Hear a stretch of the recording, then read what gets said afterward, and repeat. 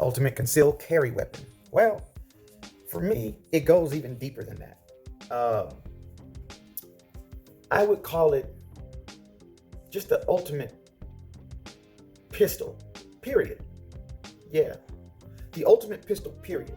So last time it was the gun, the shit hits the fan gun, the gun that if the Red Dawn and World War III, anarchy, nuclear holocaust, everything broke out, that was the gun that I would use. But now, today, this is the handgun, the pistol, a real pistol, not ATF's definition of a pistol. We, as gun owners, are intelligent enough to know that this is not actually a pistol when you're looking at a AR-15 with a 10-inch barrel. That is a short barrel rifle. However, the ATF's retarded. Anyway, the ultimate pistol, to me, above all, if it all went down, I'd have the AR that I showed in the previous video, and then this one would be the sidearm I would have if I had to pick one handgun out of all of the handguns in the world. It would be this. It would be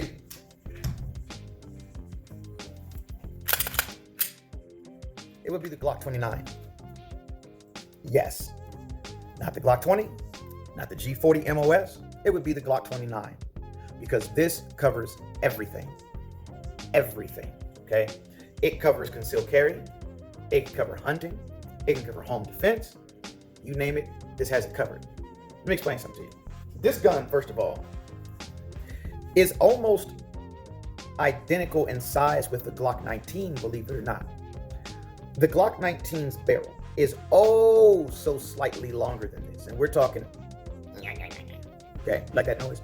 It's only longer than the Glock 29. And the grip is only longer than the Glock 29 on a Glock 19. Everyone loves the Glock 19, and it's a great gun. But the Glock 29, about the same size. Now my pinky's hanging off here, and you'll see, now, I have the pinky extension. I have 12 rounds in this subcompact firearm that shoots 10 millimeter. That is correct. It doesn't shoot 9 millimeter, it shoots 10 millimeter, okay? So why would I want 10 millimeter? Why would I want that kind of power? Because in a crazy, mad, wild situation scenario, you need penetration is your best friend. Penetration, not necessarily the perfect expansion without over penetration and all. I mean, that's ideal what you want, but nothing's perfect in any type of gunfight or ballistics, period. Okay, when that bullet goes through, what is he wearing? What is he not wearing? What his bone structure, his bone health, where that bullet hits muscle. Is he got deeper muscle? Is he extremely fat? It's nonstop. The what ifs, the possibilities that will change the outcome of ballistics, of a bullet's personality, right? With a 10 millimeter, you know you're going to get one thing for sure: penetration. And that is the number one most important thing when it comes to handgun caliber. You want to make sure you get penetration. If you don't penetrate deep enough, nothing else matters. Explain to you. How about expansion? Well, very important thing. Because if the bullet is only this big, if it goes in and does what a hollow point does, then it'll expand and it'll be, almost double the size of what it is because it's going to open up, right? Okay. Very important thing. It also, when it does that, it creates a real nice permanent wound cavity, right? And so all that's important. But how important is a wound cavity and expansion if the bullet doesn't make it to the intended target? Meaning you need to hit vital organs, all right? You're aiming for the heart.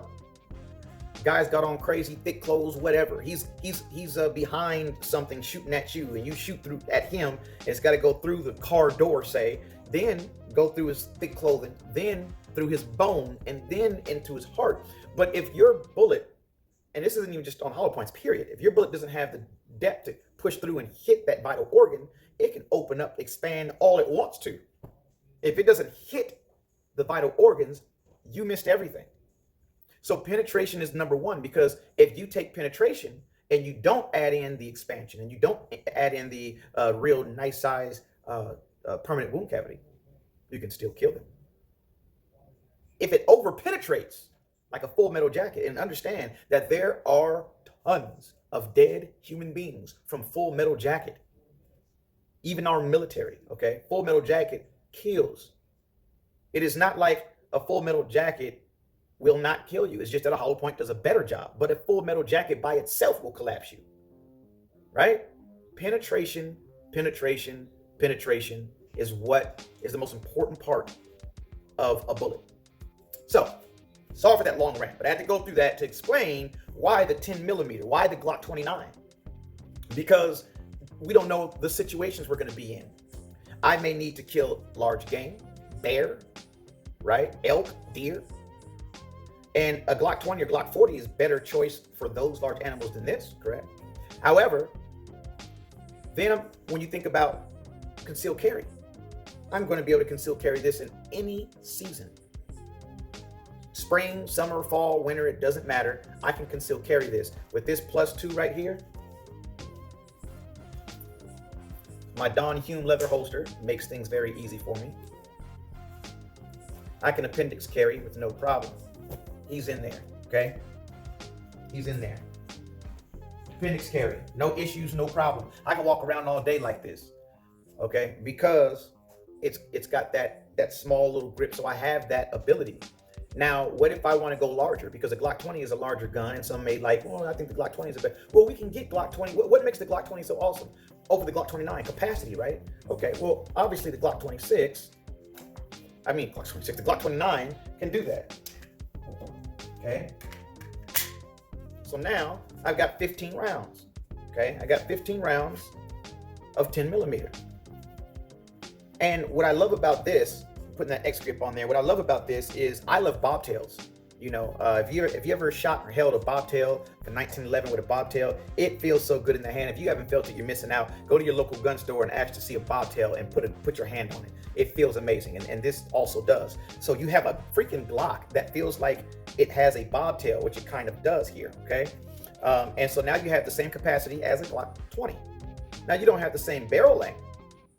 And the difference in feet per second, I believe, is about 35 feet per second from a Glock 29 to a Glock 20. It loses about 35 feet per second. So if the Glock 20 is moving at, 1,500 feet per second, let's say, then coming out the Glock 29, he may be moving at 1470, right? 1468, something like that, right? So it goes down just a little bit, 35 feet per second.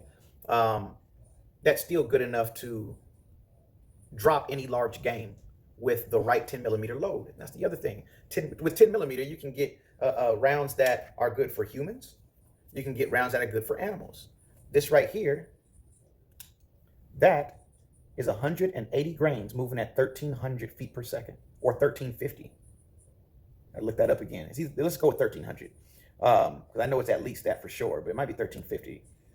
180 grains, 10 millimeter, 1,300 feet per second. That's mean. That's mean at 180 grains, okay? This will do the job for pretty much anything that lives, okay? So you have this, and you can conceal carry this just the same. Now, I may or may not carry it appendix. I got an appendix right now. I can carry an appendix, no problem. But when I have the extra, when I got the 15 round mag in there, I'll probably switch it over to 3 o'clock. Okay. I'm very comfortable with either or, but I carry 3 o'clock longer than anything. So that's what we got here. All right. Now, the Glock 29 is now showing to be able to do any and everything any other gun, handgun, can do. Okay. Sight radius for accuracy. Look, if we're talking about the Glock 40 MOS, sure. But I'm not going to lie to you. I am more accurate with this than I was with my Glock 20.